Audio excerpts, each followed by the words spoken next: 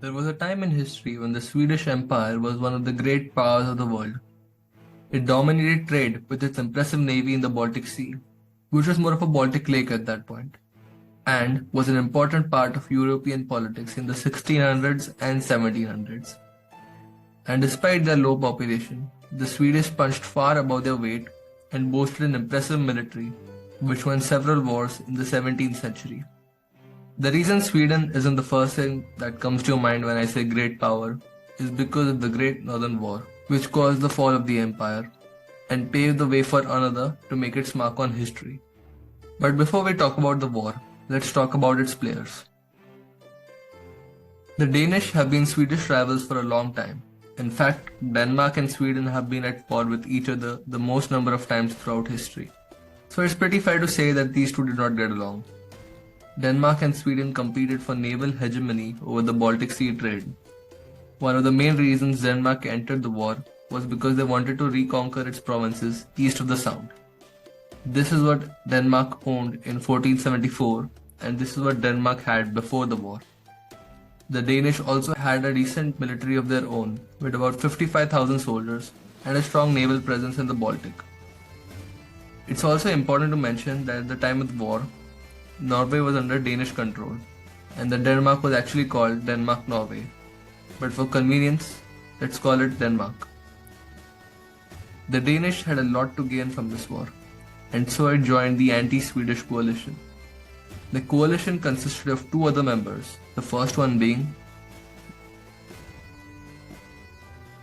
the Polish-Lithuanian Commonwealth, or the PLC, was ruled by Augustus the Strong, and it was, at the time, one of the biggest countries in Europe.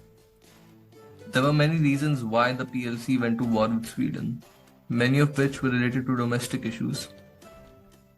You see, the Polish-Lithuanian monarch held lesser authority over the dominion compared to other monarchs of different kingdoms. Augustus believed that by showing military superiority, he could have more power. Augustus wanted to centralize and consolidate power within his realms. By going to war, he could ignore political opposition and rally support while strengthening his own power. Secondly, the PLC wanted to curb Swedish influence in the Baltic region, like Livonia, Estonia, and as well as their holdings in northern Germany. The Polish had respectable military, most notably their cavalry, consisting of the legendary winged hussars. The final member of the anti-Swedish alliance, and arguably the most strongest among them, was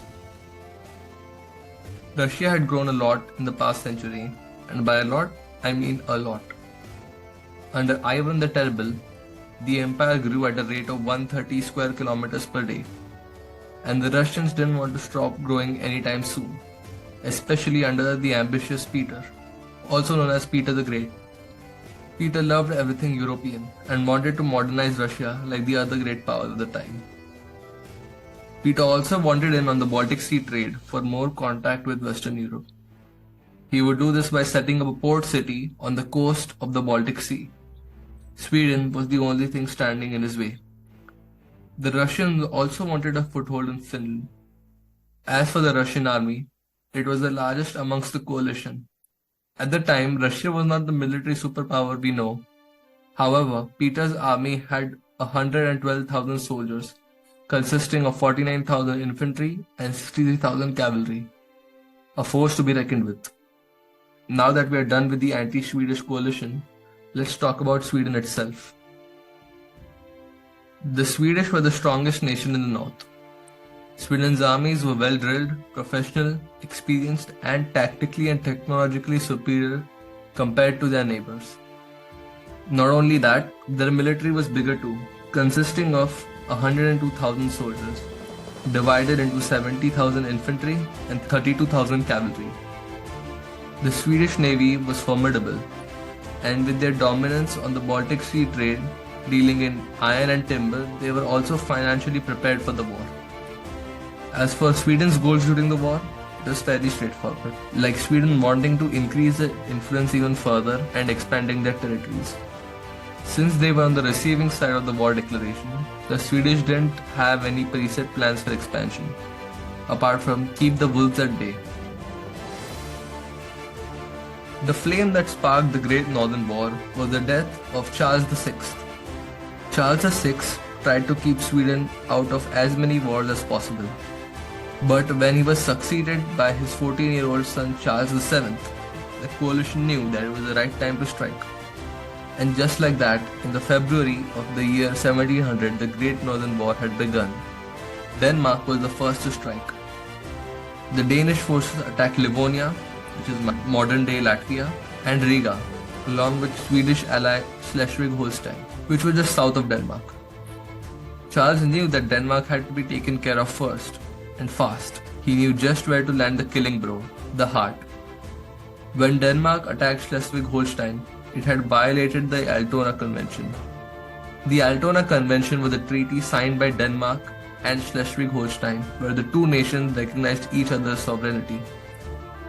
Because of the violation, the guarantors of the treaty, Great Britain and the Netherlands, helped the Swedish Navy outmaneuver the Danish fleet, who had blockaded the Sound, the channel that separated Sweden and Denmark. With the Danish fleet dealt with, 10,000 troops were deployed near Copenhagen, the capital city of Denmark. The city was bombed for 6 days, and with the enemy just on the gates and the British and the Dutch closing in, Denmark surrendered. Just like that, the young king had finished off one of his opponents. Now you might be wondering, what was Russia, the main aggressor of the war, doing during this? Well, Russia wasn't in on the war from the start. Russia had been fighting the Ottoman Empire for some time now, and they weren't in any position to start a war on two fronts. So Peter's plan was to wrap up the war with the Ottomans and then fight Sweden. However, it was too late. Russia wasted no time on mobilizing its massive army and deployed it on the eastern coast of the Baltic Sea. The Russian army laid siege to Narva and was personally led by Peter. Charles marched his army to Narva shortly after. The Swedes had 10,500 soldiers and 37 artillery guns, whereas the Russians had 37,000 soldiers and 200 artillery guns, which means that the Swedish were outnumbered 3 to 1. Peter left the battlefield one day before the battle occurred, mainly because he didn't expect an attack this early, and even if the Swedish did attack, they would be easily beaten back. Besides, Charles wouldn't attack after marching his army for that long.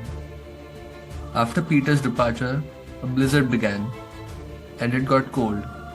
Fighting in this weather would not be advantageous, so Charles's generals started advising against an assault. However, a wind suddenly started to blow towards the Russians, and Charles's military mind sprung into action. The idea was that the wind blowing towards the Russians would make it difficult for them to see, as the snow would directly fall onto their eyes, while the Swedish forces would have an easier time seeing, and you can't hit what you can't see. According to Swedish accounts, the Russians fell like grass. Remember when I mentioned the Swedish army lacked in number but made up for it in its superior army discipline? Well, the Russian army in some ways was the exact opposite of that. The Russians were poorly drilled, lacked experience, professionalism, and discipline.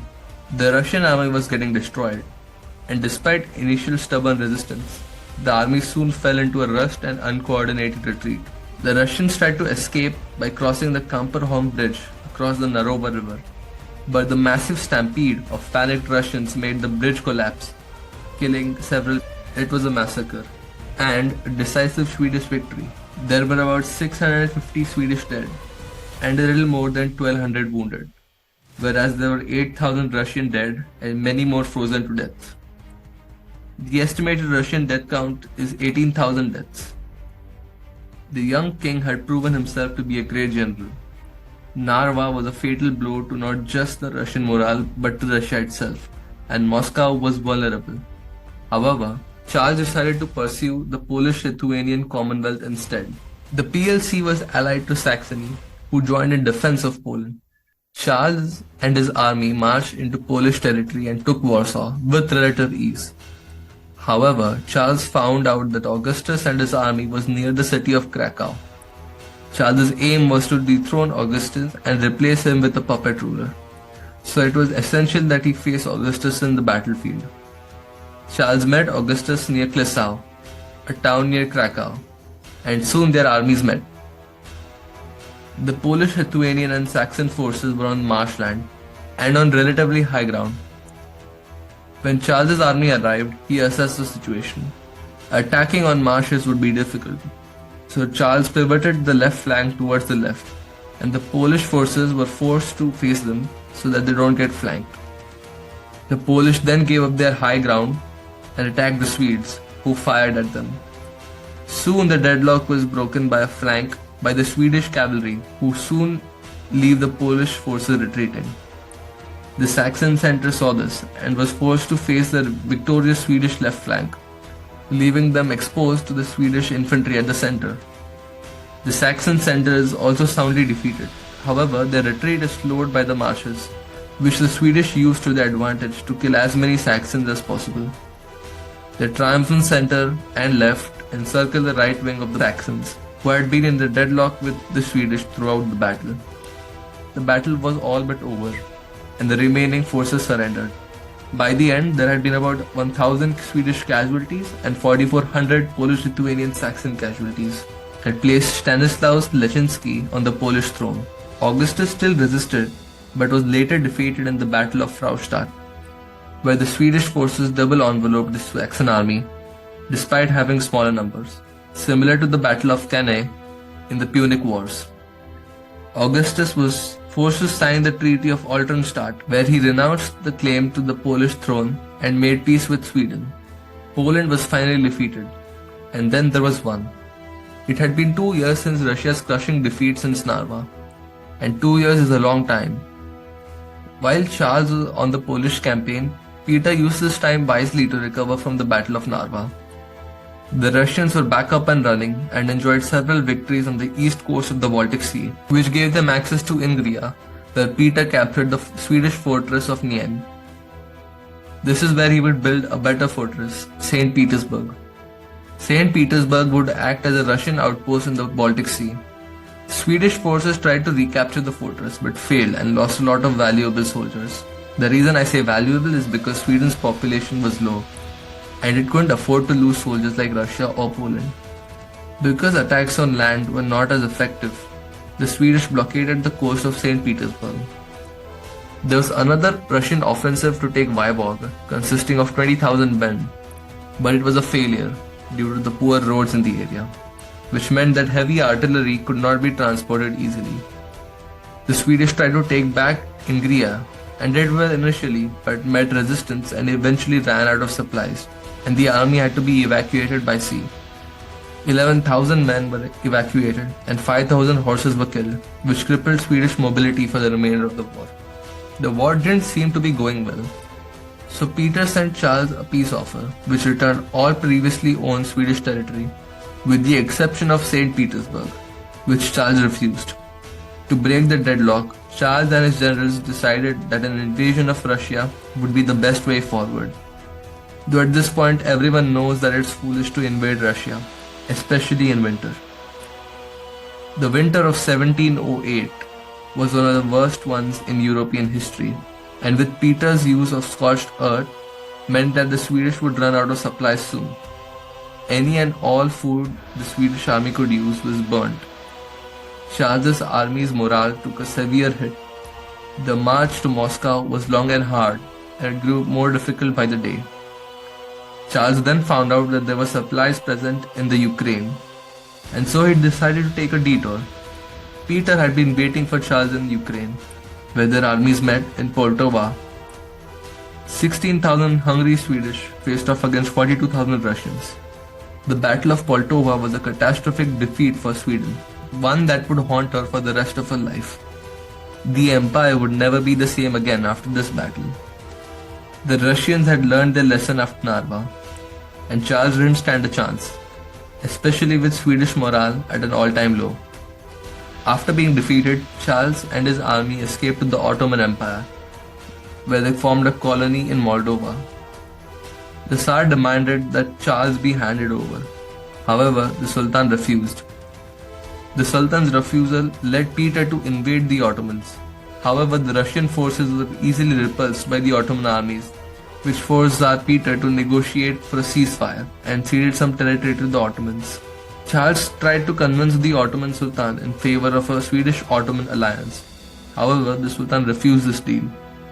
Upon further persistence and pestering, the Sultan got annoyed and understandably arrested Charles, who left for Sweden shortly after. While Charles was seeking refuge in the Ottoman Empire, things had worsened in the north. Denmark had rejoined the war against Sweden, and Augustus had reclaimed the Polish-Lithuanian crown. Not only that, but Prussia and Great Britain had allied themselves to Russia and were now also at war with Sweden. If things looked bad before, they were definitely worse now. Russia had taken Vyborg and were further advancing into Finland. In response, the Swedish navy blockaded the coast of Finland. However, a Russian galley fleet soon overwhelmed the Swedish and defeated them, taking the island of Åland. When Charles returned to Sweden, he planned for an offensive in Norway and laid siege to the city of Fredrikstad. Charles was inspecting his troop lines when he was suddenly shot. We still don't know who shot him because of a lack of witnesses. There are theories that state that Charles was assassinated by his own troops. However, an autopsy in 1917 proved that this was an enemy grape shot that killed him. The death of Charles VII marks the end of the glory days of the Swedish Empire. He was succeeded by his sister Ulrika. Even after Charles's death, the Swedish resisted the Allied forces. The Swedish still had a strong naval presence. However, Russian advances were inevitable. The Russians managed to get a hold of Gotland in search of supplies and kept raiding Swedish towns. They landed 30,000 troops on the mainland. There were attempts to take Stockholm. However, invading armies were pushed back. By the time of Charles's death, the anti-Swedish coalition had started to split apart on what post-war peace should look like. Great Britain and Prussia were the first to make peace. Britain got the provinces of Bremen and Verden, and the Prussians got Swedish Pomerania. The Polish-Lithuanian Commonwealth didn't gain any lands, but renewed the Treaty of Olivia that ended the previous war between the two nations. The Danish weren't in any position to regain their eastern provinces, so they settled for getting the province of Schleswig instead and made peace with Sweden next. Russia was the nation that got the most out of this war and gained provinces like Estonia, Livonia, Ingria, and Karelia. Sweden's time in the sun was over, and they lost all their colonial holdings as well as their hold on the Baltic states. And the Tsardom of Russia became the new great power of Europe. This is my first video, and to be honest, I have very little idea of what I'm doing. So any feedback would be great, so that I can make better videos in the future. I tried to get most of the details of the war without being too long or drawn out, and there's a lot of things that I left out. So if you're interested in this sort of thing, you should definitely check it out online. Thank you for watching this video.